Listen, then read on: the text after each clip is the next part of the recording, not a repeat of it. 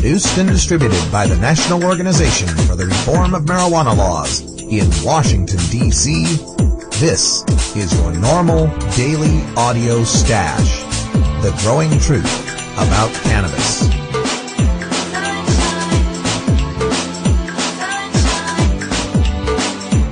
Welcome to the most popular podcast regarding marijuana in all of America and all the world.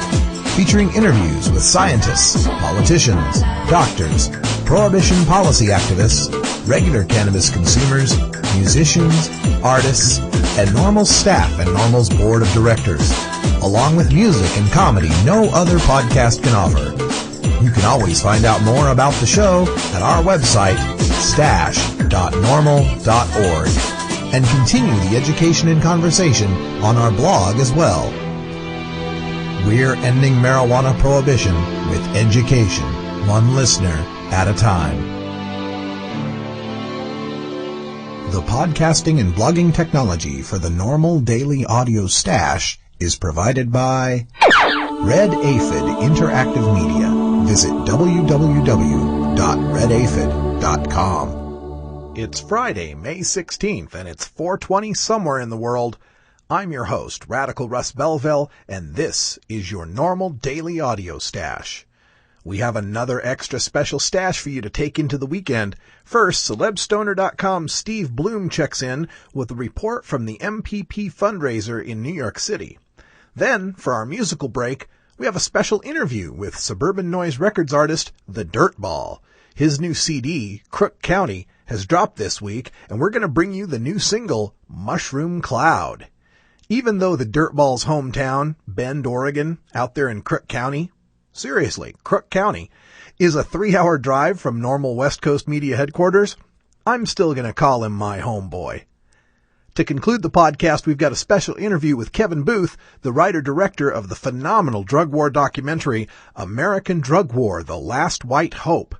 If you haven't seen this movie, you need to. It may still be running on Showtime, or you can get your copy online. Just check the links at our blog, stash.norml.org, or you can buy your own copy at your local video store on Tuesday, May 27th. Finally, don't forget that every Saturday we're now posting the NORML Weekend Music Stash, where you can get all of the last 10 songs from our daily musical breaks in one podcast, suitable for your weekend party pleasure. And if you have a band that you would like to be featured on our podcast, please send us an email at stash@norml.org. So sit back and relax with some OG Kush and enjoy your NORML Daily Audio Stash.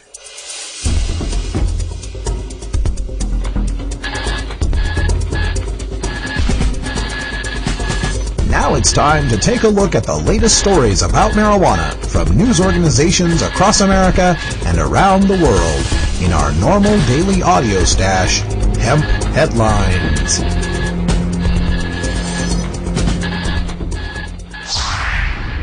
Two Modesto men found guilty in medical marijuana case.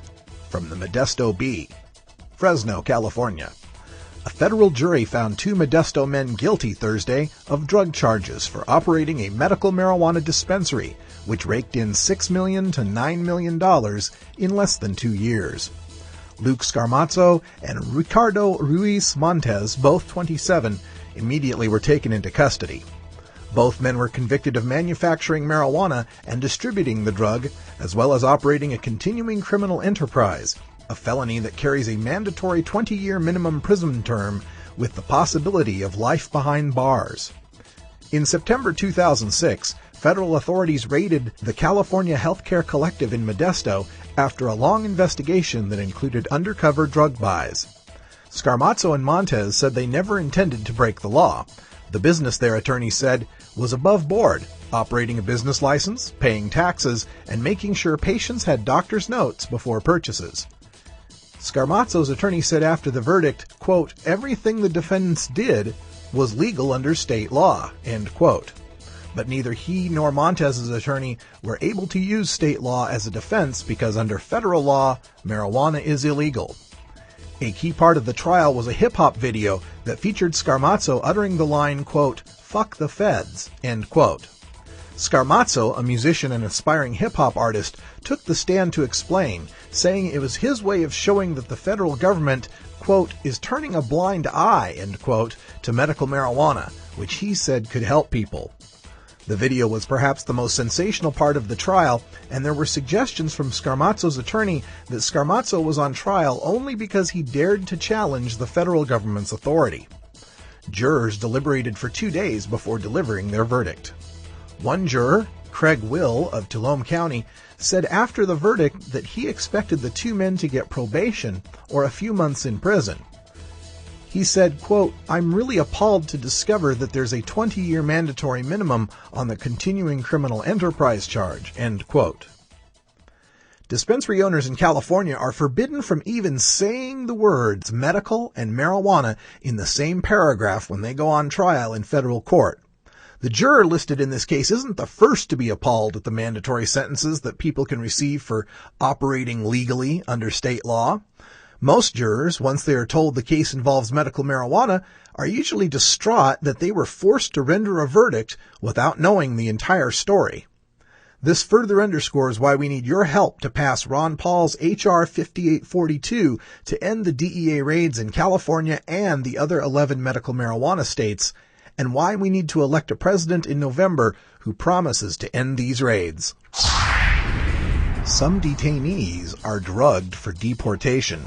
From the Washington Post.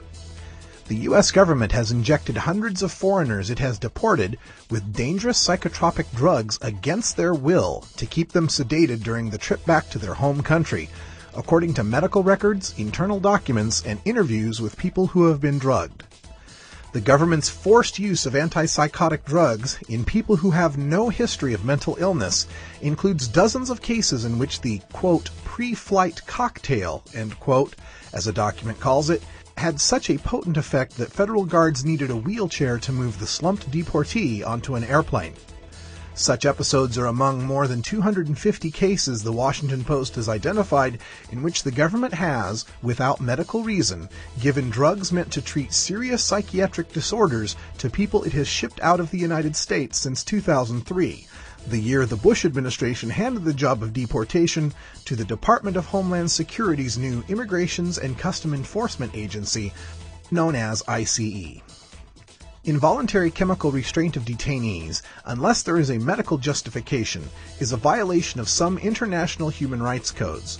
The practice is banned by several countries where, confidential documents make clear, U.S. escorts have been unable to inject deportees with extra doses of drugs during the layovers en route to faraway places. Federal officials have seldom acknowledged publicly that they sedate people for deportation. The few times officials have spoken of the practice, they have understated it, portraying sedation as rare and, quote, an act of last resort, end quote. Neither is true, records and interviews indicate. Records show that the government has routinely ignored its own rules, which allow deportees to be sedated only if they have a mental illness requiring the drugs, or if they are so aggressive that they imperil themselves or the people around them. All right, now one of the drugs used in these cases was Haldol.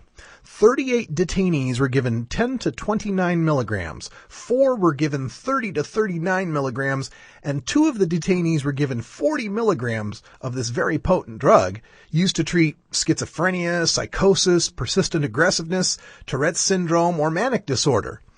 Now, it produces a zombie-like effect in non-psychotic people.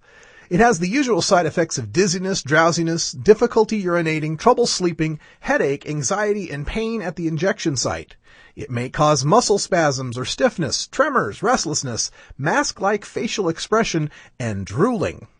The recommended daily doses for aggressive behavior are 0.5 milligram twice a day, up to 5 milligrams 3 times a day, although doses of 10 milligrams a day may be used in a hospital emergency room. The government gave these 44 detainees well over 10 milligrams of this dangerous drug. Now keep in mind, this is the same government that tells you marijuana has no medicinal value and is extremely dangerous, so much so that even your doctor can't prescribe it to you. Rhode Island Senate passes Marijuana Compassion Center bill. Providence, Rhode Island. Rhode Island Senate has approved a bill permitting up to 3 nonprofit stores to sell marijuana to chronically ill patients registered with the state. A spokesman for Senate President Joseph Montalbano said the proposal passed Thursday 29-6. It now heads to House lawmakers. Senator Rhoda Perry, the bill's sponsor, has said the proposal fixes a loophole in Rhode Island's medical marijuana program. State lawmakers voted in 2006 to allow chronically ill patients and their caregivers to possess small amounts of marijuana for pain relief. But they never made clear how patients were supposed to buy the drug. It remains illegal under federal law. More than 700 patients and caregivers are enrolled in the state's medical marijuana program. This is a huge victory. A 29-6 vote means the measure has a veto-proof majority. Rhode Island's Governor Carcieri vetoed the original medical marijuana bill, which was overturned by the legislature, and I imagine he'll be quick to veto this measure if it should make it to his desk. Now, the companion bill, H. 7888, needs to be passed by the 75-member General Assembly. 45 votes would provide the veto-proof majority we need to get past Governor Carcieri and create the first medical marijuana compassion centers on the East Coast. Hawaii legislature approves medical marijuana task force measure. Honolulu, Hawaii. The Hawaii legislature has approved legislation to establish the formation of an 11-member task force to investigate options for providing legal cannabis for Hawaii's state-qualified medical cannabis patients. The bill now awaits action from Governor Linda Lingle. An estimated 3,000 Hawaiians are registered to use medical cannabis under state law. As approved by the legislature, House Bill 2675 calls on the task force to make recommendations regarding the feasibility of developing safe growing facilities for qualified patients with written certification to grow medical marijuana for their medical use. The task force is also mandated to review statewide guidelines authorizing the amount of medical cannabis patients may legally use and possess under state law. The task force must submit its recommendations, including any proposed legislation, to the legislature no later than 20 days prior to the convening of the 2009 regular session. Good news for our friends out on the islands, to be sure, but sometimes the pace of positive drug law reform seems so slow, doesn't it? They aren't moving to get medicine to patients, they're moving to talk about how they might get medicine to patients. The key to this measure will be the impaneling of the task force. The bill lays it out as follows. There is established within the University of Hawaii for administrative purposes a medical marijuana task force. The College of Tropical Agriculture and Human Resources shall be responsible for administering the work of the medical marijuana task force, providing a facilitator, and submitting a report to the legislature. The members of the medical marijuana task force shall consist of 11 members as follows: the Director of Public Safety, the Director of Health, the Director of Transportation, the Attorney General, or a person these directors designate, 3 members of the Drug Policy Forum of Hawaii, 3 patient advocates to be appointed by the Governor, the President of the Senate, and the Speaker of the House, and a prescribing physician. 4 government types, 3 reformers, 3 patients, and a doctor. Sounds promising.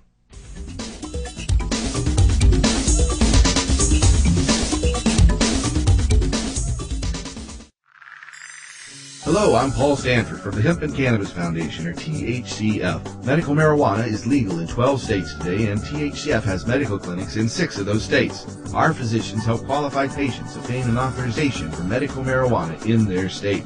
Patients are eligible for medical marijuana with a history of either severe chronic pain and or nausea, cancer, AIDS or HIV, hepatitis, glaucoma, seizure disorders like epilepsy, chronic muscle spasms as in multiple sclerosis or asthma, neurodegenerative diseases such as Alzheimer's, and gastrointestinal disorders like IBS or Crohn's disease. If you or someone you know has one of these conditions, our doctors will help them obtain a permit for medical marijuana. THCF Medical Clinics has offices in Washington State, Oregon, Colorado, Nevada, Hawaii, and California.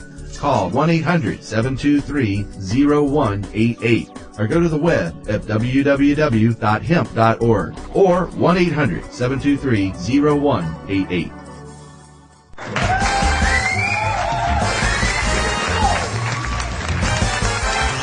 Now it's time to play Pass the Stash, where you can win cool prizes from NORML. All right, I'm happy to announce we got a winner in our Pass the Stash contest from all the way on the other side of the globe. Chris Fowley from New Zealand NORML sent me in some pictures and some great New Zealand slang for marijuana that I decided was going to be our winner. So Chris, you've got a copy of King Spade's DVD, Throw Your Spades Up, live at the Key Club, making its way across the Pacific Ocean and into your mailbox. I'll have my interview with Chris Fowley and some of the pictures posted on the stash for Monday, so stay tuned for that. And thanks everybody for playing Pass the Stash. Hey, you no-good degenerates. This is Harry J. Anslinger taking over your airwaves to tell you the truth about the demon drug, marijuana. It's reefer madness! How many murders, suicides, robberies, criminal assaults, hold-ups, burglaries, and deeds of maniacal insanity it causes each year, especially among the young, can only be conjectured.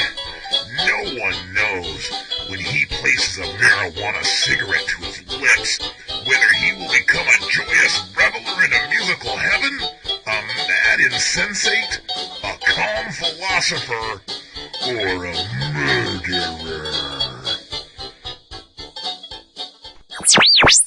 This Reefer Madness quote was actually uttered by our nation's first drug czar, Harry J. Anslinger, in the early 20th century press reports calling for the prohibition of what was better known to Americans as cannabis hemp.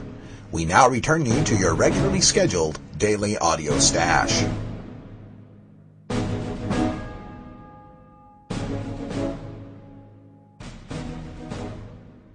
Time for the weekend, and as usual, we like to visit with the proprietor of celebstoner.com, Steve Bloom, who joins us on the telephone from New York. Steve, welcome.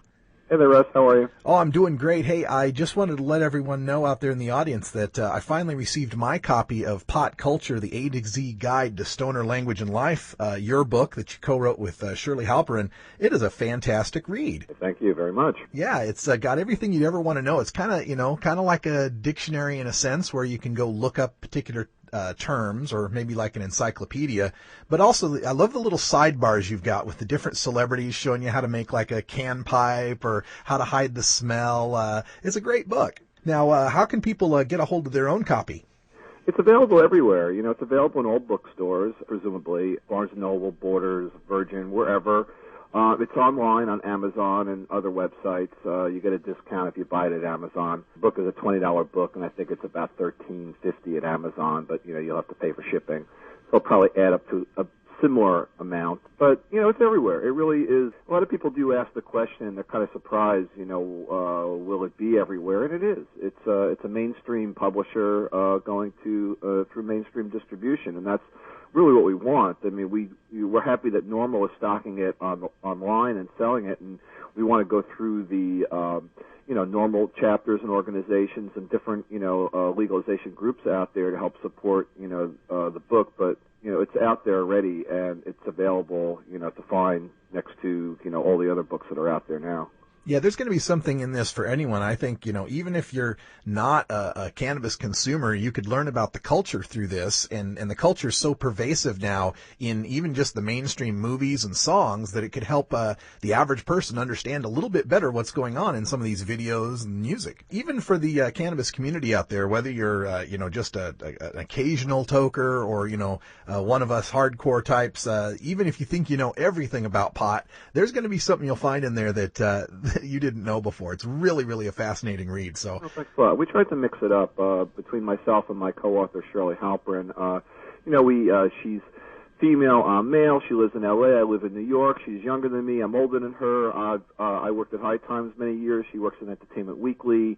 She's kind of represents sort of the everyday stoner, and I kind of represent a lot of the activists. So we sort of combined all that, all those different things about our backgrounds and poured it into the book. So, I tried to take advantage of my, connections in the marijuana community to make sure that, all the organizations and some of the major players are represented in the book, and, make sure that there's a section on Lester Grinspoon and, things like that, as well as digging into the history, going, back to the Reefer Madness era, and kind of looking at how marijuana, has progressed over time. The book is not a history, but it is historical. And so you'll learn that, Louis Armstrong was the first sort of major kind of celebrity type of person who was arrested, for marijuana in 1931. And that's kind of where the book begins. It kind of goes from that point on and up into the current. Yeah, I just think it's a great read, and I encourage everyone to get it. But let's go forth with some of the events that took place this week in the Celebrity Stoner News. I noticed that the Marijuana Policy Project had a big bash there at the Highline Ballroom, and you attended. Yes, I was. I was at the fundraiser for the MPP this week. The MPP has been doing New York and LA fundraisers the last few years, and they have their Playboy Mansion fundraiser coming up in June, which I've never attended. But I have attended the last two that have taken place in New York. And the one here in New York was a little scaled down from last year. Last year was a sit-down dinner at a place called Capital. And this year it was Highline. Highline's more of a music venue, and it was a stand-up event where it wasn't a sit-down dinner, so I think they were kind of cutting back a little bit on the costs. There were lots of hors d'oeuvres throughout the night, open bar, so it wasn't chintzy at all. But it wasn't quite as formal as last time, with everybody sitting at tables like a gala. Some of the usual people were there, people associated with the MPP. Montel Williams, who constantly appears at a lot of their events, and he did his usual routine, which is basically getting a little teary about his own affliction, which is MS, and he should be teary because today's the last day of his TV talk show. He's actually finally going off the air after today. So, but on Wednesday, he basically made his statement, which is, "This is not a game for me, folks. This is not a pet project. This is about my life." And he teared up a little bit and said some things. And Michelle Phillips was there from the Mamas and the Papas. She's on the host committee, and she had one kind of pretty good comment where she said, "I've never seen a body bag with a victim of an overdose of marijuana." And I thought it was sort of most interesting were two of the media representatives who spoke to the crowd, who are, never really, addressed this issue directly to a pro-marijuana crowd, although it might have come through their some of their statements on their programs. But John Stossel, the ABC a reporter who's been on air for many, many years, and has done a lot of clips about the drug war, and it's pretty clear that he's against it. He basically made a few statements and primarily stated that all drugs should be legal. And Kurt Loder, the former MTV News anchor, Rolling Stone reporter, author, he was also on hand, and he made a few statements about some medical patients and called on New York to become the 13th state to legalize medical marijuana. You got a little bit of an overview of what the MPP is up to. There was one musical performance by Nicole Atkins and the Sea. She's a kind of a pop rock singer out of Brooklyn. Well, it's good to hear that there was a lot of positive vibe there at the MPP Bash, and another positive vibe. One of the things that Celeb Stoner's been involved in here in politics is the Stoners for Obama campaign. And of course, this week we had the big news of John Edwards endorsing Obama. But another piece of information that came through was here in my home state of Oregon, where Barack Obama reiterated his support for ending the DEA raids on the medical marijuana states. I thought that was some great news this week.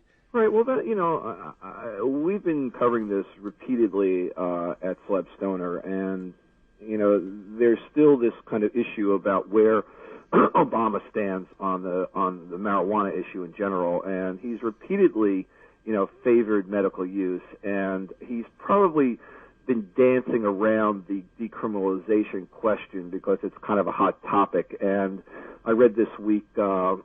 DRCnet, another kind of attack on Obama, for not supporting decriminalization or not standing up for it the way he should when the video came out a few months ago showing that he had favored decriminalization in 2004 when he spoke to some students at Northwestern University. And I think it's pretty clear. He's on our side.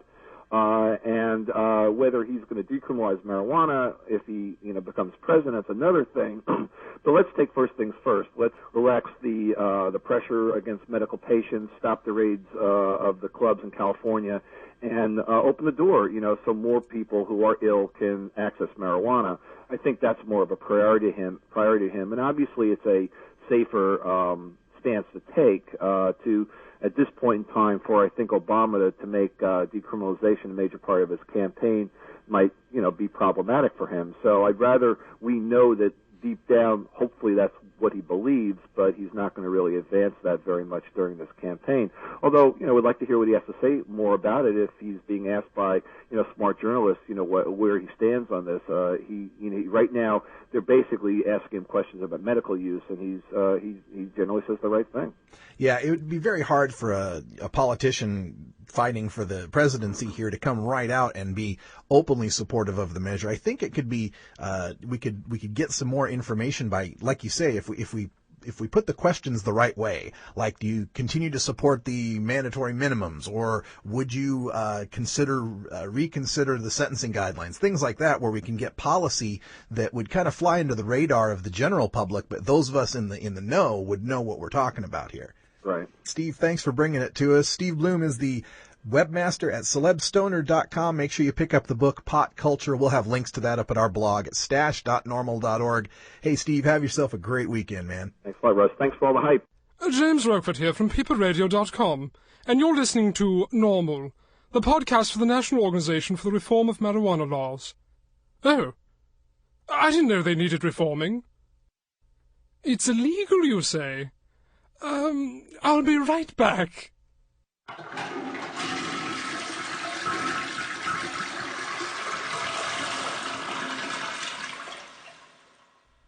Sorry, I had to flush my goldfish down the toilet. What was this about marijuana? Oh well, now on with the show.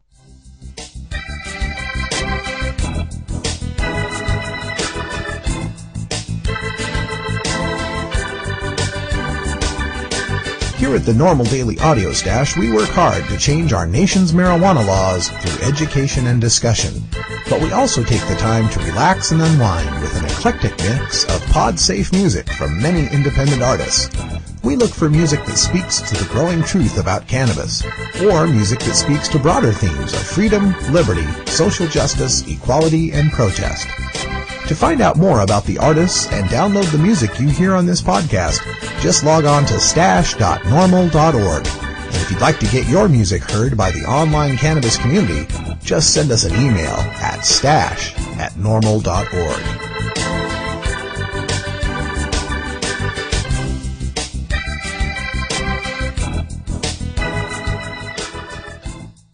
This is my moonshine rhyme, I'm staying drunk most all of the time. I say goodbye to the world, then I guzzle again. Get back, relax, drinking with my friends. This is my moonshine rhyme, I'm staying drunk most all of the time. I say goodbye to the world, then I guzzle again. Get back, relax, drinking with my friends. Hey, here's a seat, sit down and have a drink. Vibe with me for a moment, taste and tell me what you think. Well, we got a special treat here on today's Daily Audio Stash. We're joined by Dirtball, who's calling from Bend, Oregon. And Dirtball, welcome to the show. Thank you very much. I'm glad to be here. Yeah, it's the first time I've ever called anyone Dirtball on the air, so this is it's a first for me. Dirtball is a hip-hop recording artist, and he's with Suburban Noise Records. You'll know them from Cottonmouth Kings and DJAF and some of the other tunes we play here, Potluck, some of the other artists that we play here. And Dirtball has a new album coming out called Crook County. And why don't you tell our listeners a little bit about the album and when it drops? It's called Crook County. It drops May 13th, so it'll be in stores everywhere May 13th. And, I'm on Suburban Noise Records and run around with the Kings and Big B and, Potluck and all those cats. So you can expect, a nice blend of music on this next record with some, familiar production and it's just a good, solid album. I'm super stoked to have it out there. How would you describe your flavor of rap? I actually am quite flavorful. Sometimes it becomes its own thing too. So it's really colorful, actually, type of music. As far as this is the only way I can really describe it. I have a faster spitting flow on a lot of the tracks, as well as some other different types of raps. But all around it's just a really good blend of different styles of music on this record. This is my third one with Suburban Noise, so it's compared to the other two, it's a really good blend for people. So we'll see what it does. So your third album, and how long have you been playing and recording?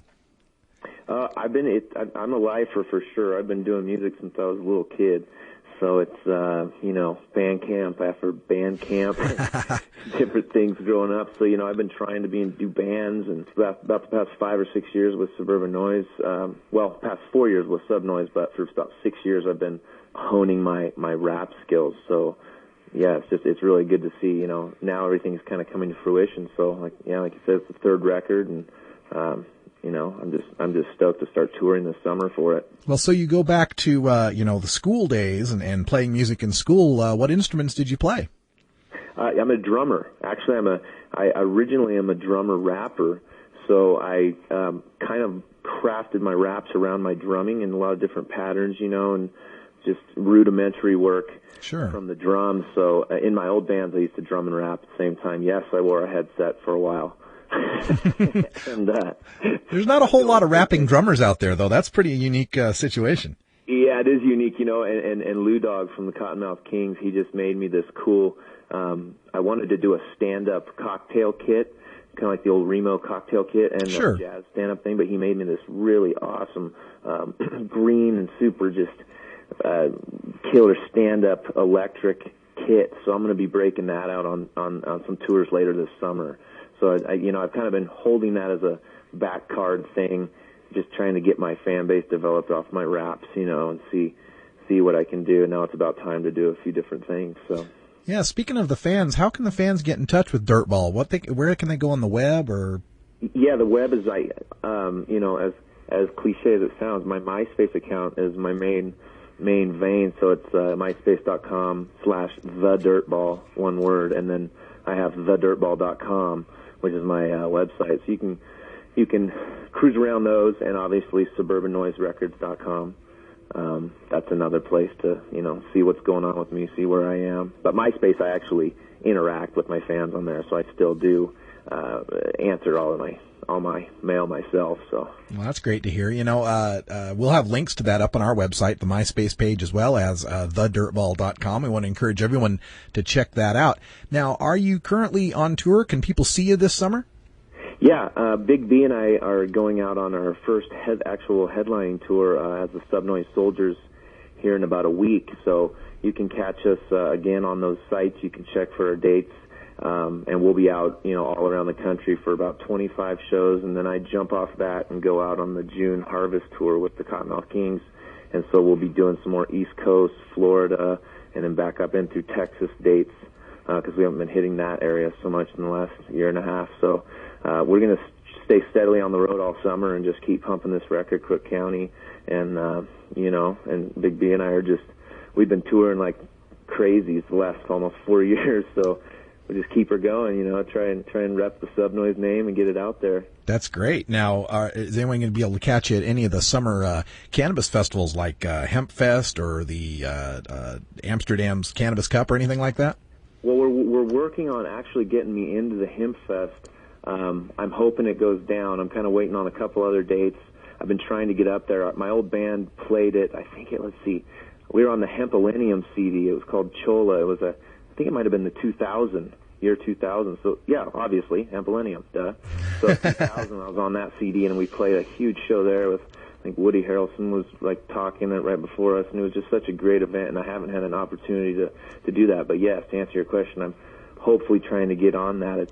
It's hard when you're on these tours because there's so many cool opportunities, especially up here in the Northwest that I want to be a part of, so. Hey, also wondering, musically speaking, what would you consider some of your influences, both in the rap genre and maybe in other genres? It's all over the map. Like being a drummer, I used to, I was in the era of, not era, but the phase of Red Hot Chili Peppers and Fugazi and things like this that were, not like it was more the alternative rock movement, and I was rapping to it at the same time. So it was when Easy Does It came out, and some of these older Boogie Down Productions, and some of these older to me, you know, that was when I was, you know, 13 years old or whatever. And so those are my influences, kind of the West Coast flavors. And a little bit like what got me rapping fast was kind of the Dungeon Family, Outkast, you know, that whole area right there. So those are a couple standout influences to my rapping. But as far as the drumming, you know, Red Hot, I definitely refer back to Red Hot Chili Peppers all the time. They had a lot to do with it. Well, that sounds like a lot of fun, and sounds like a lot of eclectic musical influences there. I'm sure you and I could have a long talk about that. I come up from school music as well, all the way since 6th grade playing bass. So maybe we can get together one of these days and jam. There you go. Let's do it, man. We're only 2.5 hours away. Yeah, right on. And one last thing I always like to ask folks, your preference, joint, pipe, or bong? Oh, you know what? I'm a bong hitter. As much as I try and I love to take a joint outside, I try and stay away from bringing pipes around in my car, but I'm a huge bong hitter. I'll tell you, bong is my answer. The answer is bong. Well, all right. Well, we're speaking with Dirtball from Suburban Noise Records. His new album, Crook County, drops on May 13th. Make sure you get a copy of it. It's going to be some great hip-hop. Check out the website, myspace.com/thedirtball, as well as thedirtball.com. Dirtball from Bend, Oregon, thanks for joining us here on the Daily Audio Stash. Hey, thank you so much for having me. I appreciate it. All right, let's fire it up. From the album Crook County, this is the Dirtball with Mushroom Cloud. My mushroom. Dirtball. My mushroom. Man, you still making some of that mushroom tea? My mushroom. Let's take a little trip, dog. Come on. Who wanna dabble in the mushroom cloud with me? I'm ready to make them down and get them stuck up in my teeth. Been a long time since the last time. No, I'm lying, cause I did it last week. Vacate my brain, get it ready for sleep. I put the poison in my mouth and then I turn up the beat. Somebody please tell me why the fungus among us, the smallest, be the one to make me really reach my peak. I'm sitting all alone in my zone and waiting for the effect. I turn the ringer off on my phone, I'm about to do the check. One was that I ate them and posted out on my deck. Two lock the door so no one can intersect. When I'm tripping, seeing colors, you better leave me alone. I'm in the cloud with the boom and the pick and I'm like a gnome right now. Starting to feel it all in my bones. I'm yawning like I thank God I'm at home. I'm in a mushroom cloud. Everything I'm hearing is way too loud. And all the walls around me calling my name.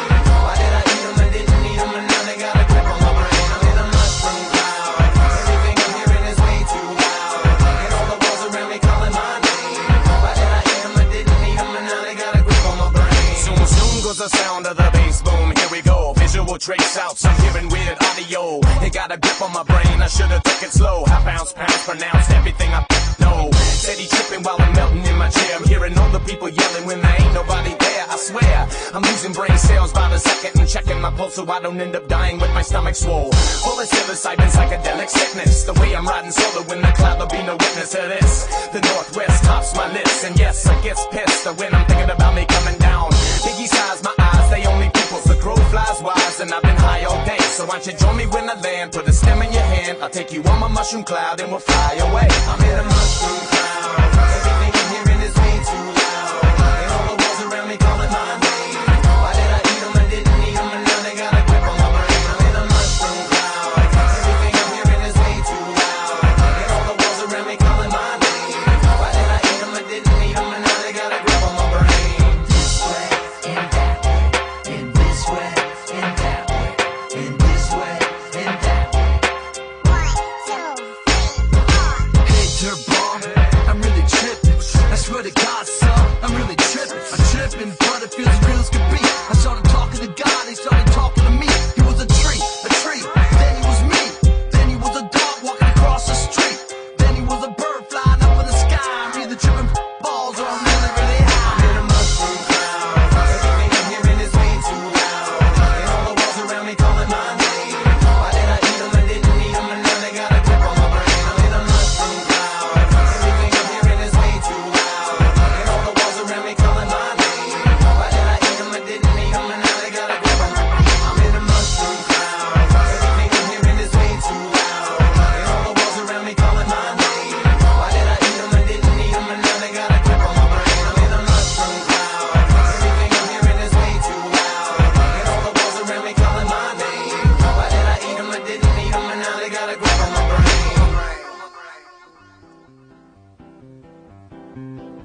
I smoke lots of weed, man. I plant that big old seed, man. I smoke every strain there is in town. From the super sticky green to the headache Mexican brown. I smoked every strain there is around. I know that I like it. I know that lots of people like it. So let's see what happens if you overdo it. Do we have any pot smokers here today? Any at all? My name is Doug Benson, and I'm about to get super high. The term medical marijuana, you've basically, you drank the Kool-Aid. Because there is no such thing as medical marijuana. I'm going to smoke pot every day for 30 days. And try to remember to film it. And my movie's going to be called Super High Me. Or Business as Usual. I haven't decided yet on the title. I'm going to be hospitalized, I think. Some people call it dope. Some think it smells like burning rope. I tell you, it relieves my mind. Drug war documentaries to come out in a long time here is called American Drug War, The Last White Hope, and we're joined now by the writer, producer, director of the film, Kevin Booth. Kevin, welcome to the Daily Audio Stash. Thank you, Russ, for having me on. I appreciate it. Hey, no problem. You know, I think let's start with the title of the movie, American Drug War, The Last White Hope, particularly the ending part of that. Why are you calling the drug war The Last White Hope? Well, it comes, if you watch the film, it will make sense. It's kind of a double meaning type of thing, actually a triple meaning. In the film, it's first used by former DEA agent Celerino Castillo, who was stationed at the Ilopango airport in Central America during Iran-Contra, and he basically witnessed firsthand U.S. cargo planes being loaded with cocaine bound for American military bases. He even had a camera, and he had a lot to do with bringing Oliver North to trial. And they used to refer to Oliver North as the last white hope after, in a sarcastic kind of way, after he got away with all of the crime, bringing all the drugs into the American ghettos, and then was able to just walk away as a millionaire and run for a state senate. And he was kind of thought of like the last white hope to come out of this whole Reagan debacle. In recent politics now, we've seen with the Democratic presidential race, Barack Obama, they've tried to tie him to controversial remarks by Reverend Jeremiah Wright. Specifically, one of the remarks is how Jeremiah Wright talks about the U.S. government inventing crack cocaine and bringing it to the inner cities. And your documentary focuses a little bit on that CIA and crack cocaine connection. Give our listeners kind of a breakdown of the truth, the potential truth in those remarks by Reverend Wright. Well, yeah, definitely, and it's kind of a sad affair. I almost wonder if Obama is having to distance himself just because of the game of politics when he knows, it's obviously a lot of things that guy is saying is true, right? I mean, and everybody knows it, and yet everybody's having to act all outraged. But, no, that's correct. One of the main characters in American Drug War, you can see it at AmericanDrugWar.com, is a guy named Freeway Ricky Ross, who's still in prison right now. Ricky Ross was kind of the head of the distribution unit here in California back in the 80s into the 90s, and it turned out that Ricky's cocaine source, a guy by the name of Danilo Blandone, was working with the CIA, and basically the CIA was unable, and they were unable to get the funding to run the Contra War when the Contras were fighting the Sandinistas. And so in order to raise money for this war, they started selling cocaine, and the CIA basically, through some of their black ops and some of their connections, started a pipeline of cocaine coming back up into America that ended up here in Southern California. Ricky Ross then took it. He was just basically a young entrepreneur. He was smart enough to rise above the gang affiliations, but he realized that the street gangs were the best distribution network that was already totally in place. So he rose above it. He didn't affiliate himself, so he was able to deal with the Bloods, the Crips, all the Latin gangs, everybody, because he had a better prices than everybody else. He was making millions of dollars a day for several years, going, uncaught, just right under the radar screen on everybody. And this money was basically funneling back, through the CIA and back to the Contra revolution. Wow. So it's just amazing some of the things that we learn in this documentary, and I've been a long-time drug law reformer, and I've seen the movie. It did debut on Showtime. If you've got the Showtime cable network, you can probably see it in rotation still, I imagine. But we wanted to talk a little bit about how people can get the movie for themselves. You mentioned the website, AmericanDrugWar.com. I also understand that you're dropping the DVD in stores coming up soon.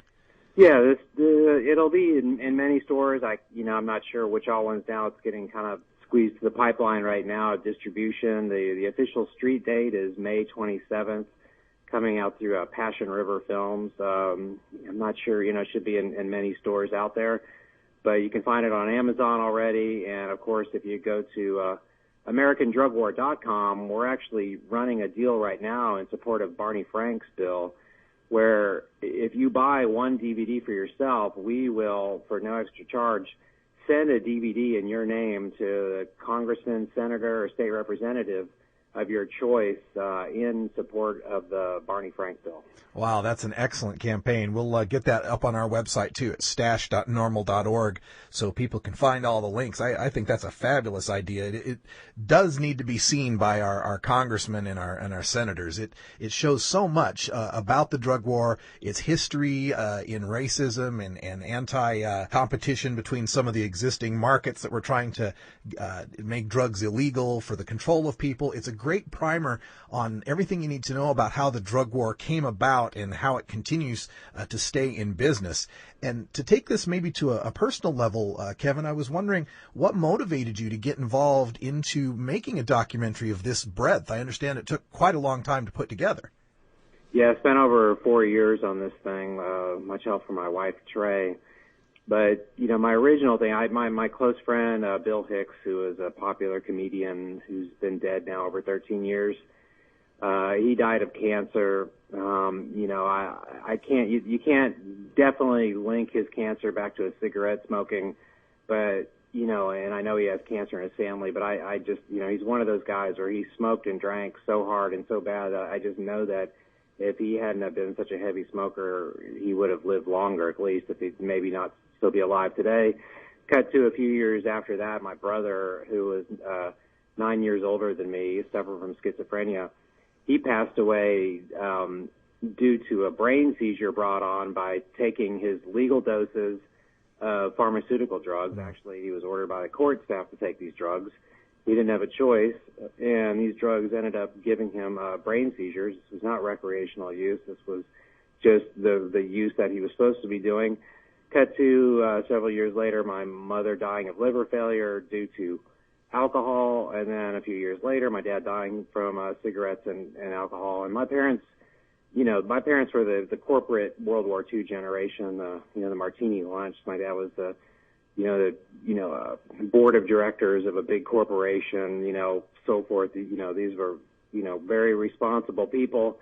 But, seeing my parents, drink to the point where if I was to have ever done drugs and gotten anywhere near as intoxicated as they used to get every day, they would have, locked me in a mental institution. So growing up as a child, just the hypocrisy of being able to watch my parents just get swacked on booze every night, and then at the same time having them talk about how the Beatles were evil because of how they introduced drugs and how it got my brother hooked on drugs and, the evil scourge of drugs while they're, we're down in their Dewar Scotch and vodka. So it's just the hypocrisy of how we have these corporations that are allowed to sell the alcohol, tobacco, and pharmaceuticals that kill almost 1 million Americans a year, while at the same time we have almost over 1 million Americans sitting in prison for nonviolent drug offenses. It's just ridiculous. Plus, all illegal drugs kill just about 11,000 people a year, which is like about how many people die from lightning or snake bites.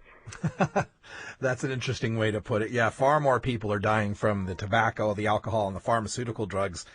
When I'm doing the podcast, I often refer to it as the war on certain American citizens using non-pharmaceutical, non-alcoholic, tobacco-free drugs, because we're certainly not fighting for some sort of drug-free America, judging by the commercials on TV.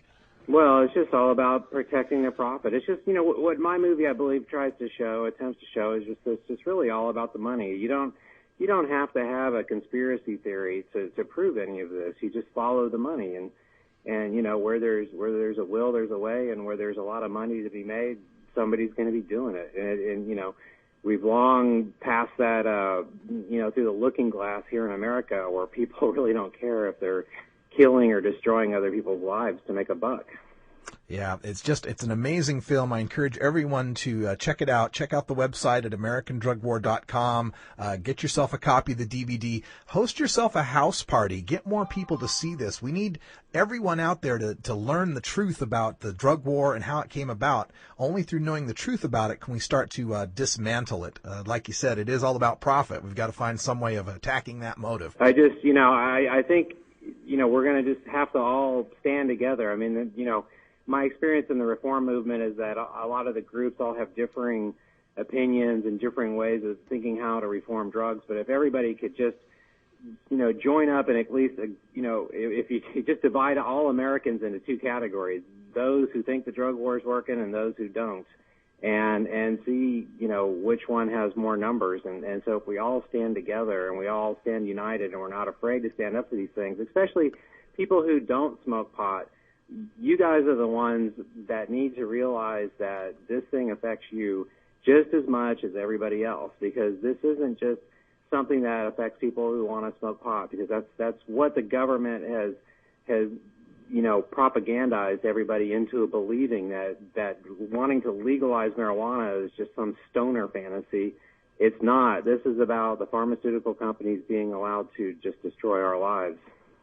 Well put. Thank you. Kevin Booth, the director, writer, and producer of American Drug War, The Last White Hope. The DVD's coming out on May 27th. Get yourself a copy. And Kevin, thanks for joining us here on the Daily Audio Stash.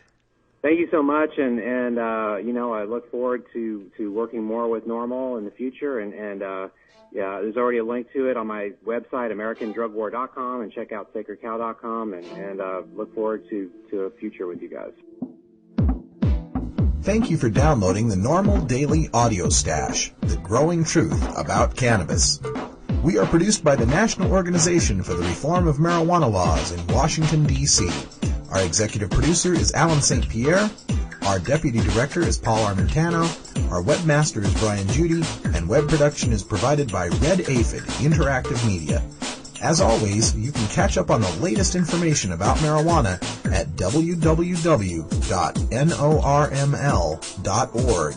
And you can interact and download from our Audio Stash blog at stash.norml.org.